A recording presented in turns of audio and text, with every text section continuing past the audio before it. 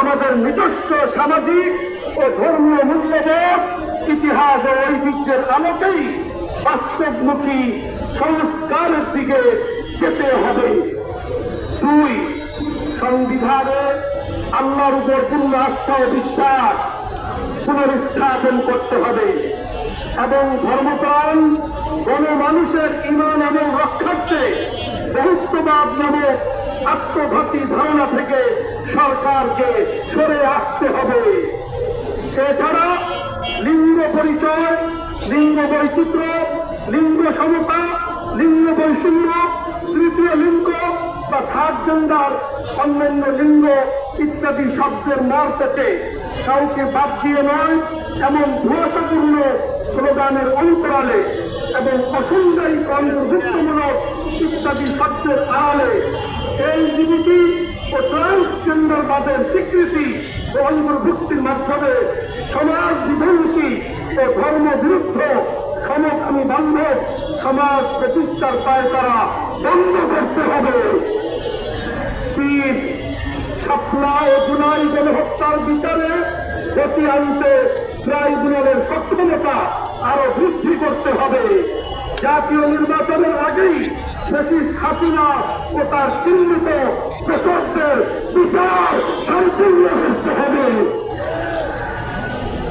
5, 4, গণহত্যাকারী fascist Awami লীগকে সন্ত্রাসী দল হিসাবে ঘোষণাপূর্বক বিচার নিশ্চিত করতে হবে।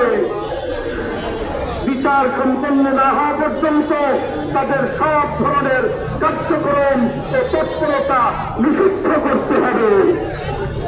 5, আল্লাহ তার রাসূল সাল্লাল্লাহু আলাইহি ওয়াসাল্লামের নামে কটূক্তি ও বিশুদ্ধার বন্ধে সর্বোচ্চ শাস্তির আইন করতে হবে।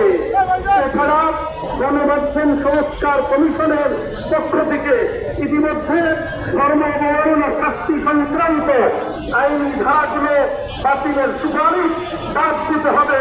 এ ব্যাপারে কোন রকমের ছাড় দেওয়া হবে না।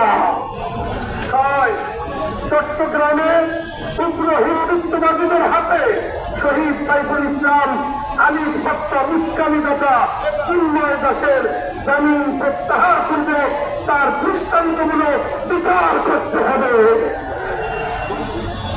7, ফ্যাসিস্ট হাসিনার শাসনামলে সারা দেশে প্রতিবাদে আলেম ওলামা, মাদ্রাসা শিক্ষার্থী ও ইসলাম মানা তরুণদের বিরুদ্ধে হওয়া মিথ্যা ও বানোয়াট সকল মামলাগুলো অতি সত্বর প্রত্যাহার বা নিষ্পত্তি করতে হবে।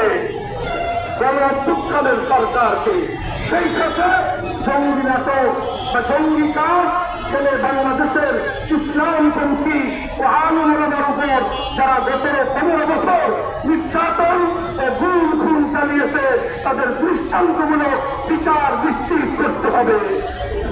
8, গাজার বেতন বন্ধের উপর অবৈধ রাষ্ট্র ইসরায়েলের চলমান গণহত্যা ও ভারতে সংখ্যালঘু মুসলিম নির্যাতনের বিরুদ্ধে আমাদের গণ অভ্যুত্থানের সরকারকে কূটনৈতিকভাবে আরো উচ্চকণ্ঠ হতে হবে এবং দেশের সর্বস্তরের জনতাকে ইসরায়েলি ও ভারতীয় পণ্য বয়কট করতে হবে। 9, এদেশ 90% মুসলমানের দেশ, অতএব শিক্ষার প্রাইমারি লেভেল থেকে সর্বোচ্চ পর্যায় পর্যন্ত সর্বস্তরে ইসলামী শিক্ষাকে বাধ্যতামূলক করতে হবে।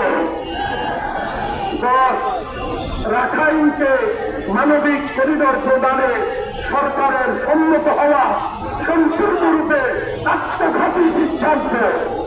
আমাদের ভৌগোলিক নিরাপত্তার সামনে অদূরদর্শী সিদ্ধান্ত থেকে সরকারকে অবশ্যই অনতিবিলম্বে ঘুরে আসতে হবে। চট্টগ্রামের পার্বত্য অঞ্চলে ভিনদেশী মুসলমানদের অপতৎপরতা ও দৌরত্ব বন্ধ করতে সরকারকে উদ্যোগ দিতে হবে। বাংলাদেশের ভৌগোলিক অখণ্ডতা রক্ষায় সেখানে নিরাপত্তা সংকট কমাতে আলেম সমাজের দাওয়াতি কার্যক্রমকে আরো নিরাপদ এবং সুযোগ করে দিতে হবে।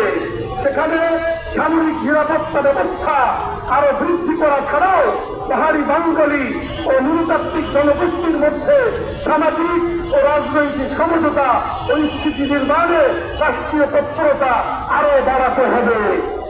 তারও কাদিয়ানীদের রাষ্ট্রীয়ভাবে অমুসলিম ঘোষণা করতে হবে এবং সাধারণ মুসলমানদের ঈমান আকীদা রক্ষার্থে এ দাবি রক্ষার্থে এদের অপতৎপরতা বন্ধ করতে হবে।